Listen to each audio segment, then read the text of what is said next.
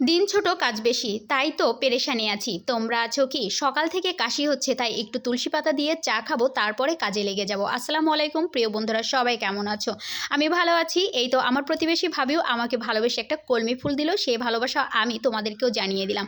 কাজের প্রথমেই এই তো ছেলে মেয়েকে নাস্তা বানিয়ে দিলাম। তারপরে আমাদের মেয়ে বউদের যেটা হয়, শীত আসলে কাজের পরিমাণ কিন্তু অনেক বেশি বেড়ে যায়। বিশেষ করে এই কাপড় ধোয়ার ঝামেলাটা, কাপড় ধুতে এত বিরক্ত লাগে। কাপড় ধোয়া এবং ঘর মোছা, এই দুইটা কাজ প্রচণ্ড বিরক্তের।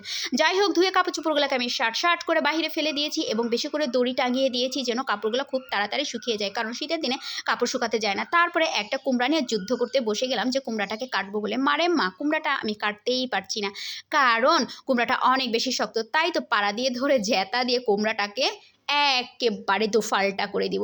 তারপরে যেটা করব যে এটাকে ছুলে নেব, ছুলে দেখি কি করা যায়। এই তো আমার এই কুমড়া দিয়ে কিন্তু গরুর গোশ খেতে ভালো লাগে, তবে সব থেকে বেশি লাগে কুমড়া দিয়ে কুমড়া বড়ি। আমি বানাতে পারি না, তবে চেষ্টা করলে পারবো। খুব বেশি হয়তো ভালো হবে না, তবে কোনো কাজে আমাকে আবার না করতে ইচ্ছে করে না, কাজ করতে বেশ ভালো লাগে। তো কুমড়াগুলোকে ছুলে নিয়ে এখন এই খোসা আর বিচিগুলোকে আমি একটা সাইডে ফেলে দেবো, যেন সুন্দর করে গাছ বের হয় আর সেই গাছ থেকে ফল এবং পাতা উভয়ই খেতে পারি। তারপরে এই তো সুন্দর একটু চুন নিয়ে নিলাম, চুন নিয়ে ভালো করে পানির সাথে গুলিয়ে এটাকে একটা প্রক্রিয়াজাত করতে দেবো। তারপরে কিন্তু আমি আবার অন্য কাজ করব। এটা কিন্তু আমি আমার কাজের কথা বলছি। এই কাজগুলো কিন্তু আমাদের আপুদের, মা বউদের কিন্তু প্রতিদিনের কাজ। শীতের দিনে কাজগুলো খুবই কষ্টের। যাই হোক, এই শীতের দিন এসেছে বলে আমার অনেক খড়ি জমেছে, আর ইদানিং আমি একটু ভাতটা বাহিরেই করে নিচ্ছি। খোলা মাঠে ভাতটা করে নিতেও ভালো লাগছে, আবার আমার খড়িগুলোও বেঁচে গেল, গ্যাসগুলোও বেঁচে গেল। আর আজকে দুপুরে আমি শুটকি ভর্তা করে নেব, সেই জন্য লালমরিচ, কাঁচামরিচ, পেঁয়াজ, রসুন এবং লোট্টা শুটকি পরিষ্কার করে ধুয়ে ভেজে নিয়েছি।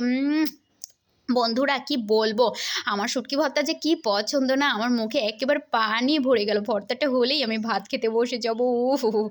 ভর্তার কালারটা কেমন হয়েছে জাস্ট খালি একটু বলে যাও। ভর্তা যদি দেখতে সুন্দর হয় তাহলে খেতেও নিশ্চয়ই ভালো হবে, তাই না? সত্যি খেতে অনেক ভালো ছিল। তোমরা হয়তো খেতে পারছো না, তবে কালারটা দেখে একটু বলে যেও।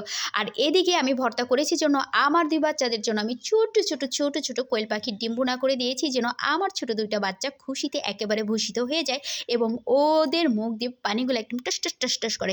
কোয়েল পাখির ডিম দেখলে বাচ্চারা কিন্তু অনেক খুশি হয়। যাই হোক, তারপরে বাচ্চাদেরকে নিয়ে আমি শিশু একাডেমি চলে আসলাম। আমার ছেলে আবার এখানে একটু কবিতা আবৃত্তি করে, ও আবৃত্তি করছে, তাই আমি চারপাশটা একটু ঘুরে দেখছি। এই শীত আসলে কিন্তু অনেক ধরনের প্রশিক্ষণ হয় এই মাঠটাতে, খেলা প্রশিক্ষণ, তারপরে বিভিন্ন ধরনের ফোর্স আসে এখানে ট্রেনিং নিতে।